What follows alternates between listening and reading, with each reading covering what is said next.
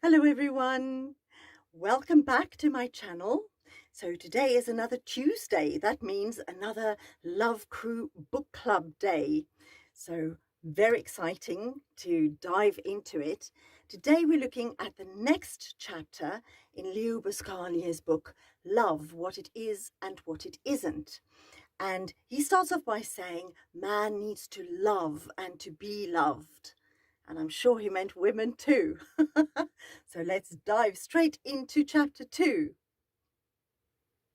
Professor Buscaglia suggests that our moments of birth is as alone as our moments of death, and that in between those 2 points, no matter how many people surround us, we're alone in our most private, often significant moments, and that our aloneness makes us strangers even to those who know and love us. I feel the recent lockdowns during the pandemic has introduced all of us to a new level of aloneness and even loneliness, which is a completely different thing, of course. And Professor Buscaglia explains the feeling we all have from time to time, that of being alone and never feeling loneliness, and conversely, being lonely even when among people. Professor Buscaglia suggests that we all need aloneness, that it's a way of reacquainting with ourselves in the deepest sense, to dream, to make sense of the chaos around us, and he proposes we often do these things best when we're alone. We also hear how artists often talk about their art coming to them while they're alone, on walks or other solitary pursuits. And of course monks, nuns and other religious folk need solitude for prayer and meditation. Yet as much as we need alone time, we are by nature social beings. Professor Buscaglia suggests that we feel more comfortable in our aloneness to the degree we can choose to be involved with others, and that we're brought closer to ourselves with each deep relationship, that others help us gain personal strength, and that this strength in turn makes it more possible for us to face our aloneness.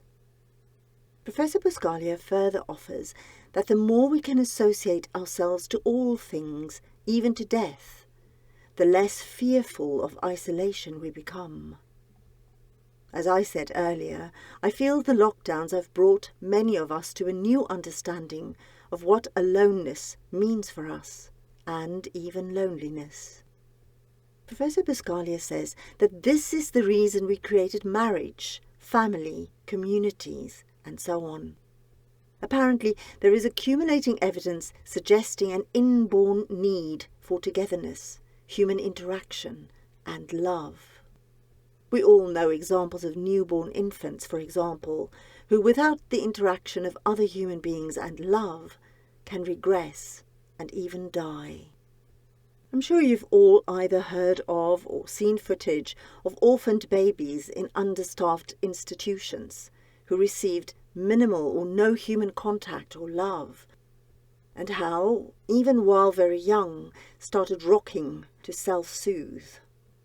Professor Buscaglia suggests children can be so affected and even die, despite having perfect living environments, superb diets, and hospital-type hygiene, as these do not seem to be enough for their continued physical and mental development.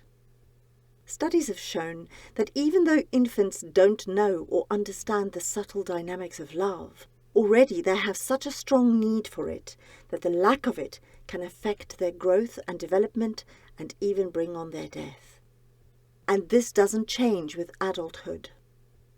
Professor Buscaglia says, in many cases, the need for togetherness and love become the major drive and goal of an individual's life.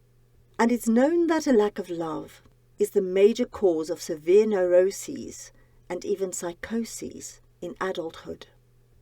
It appears some of our greatest fears around love involve loneliness, the inability to love others, confusion in interpersonal relationships, and the fear of loving for fear of being hurt. These fears can be so extreme Professor Buscaglia suggests that we're often ready to part with our true self to meet others' needs, and in this way hope to gain intimate companionship for ourselves. In Wild Palms, William Faulkner said, "If I were to choose between pain and nothing, I would choose pain." And so we conform. Professor Buscaglia suggests that no matter how much we deny it, we find that at every stage of life we move towards others. To parents when we're children, to peers when we're adolescents, to possible sexual partners when young adults, to appropriate communities when adults, and to retirement communities when we're older. We need others. We need others to love and be loved by them. Like infants, if left alone, we would cease to grow, cease to develop, choose madness and even death. I adore this quote from chapter 2. Love is like a mirror. When you love another, you become their mirror and they become yours.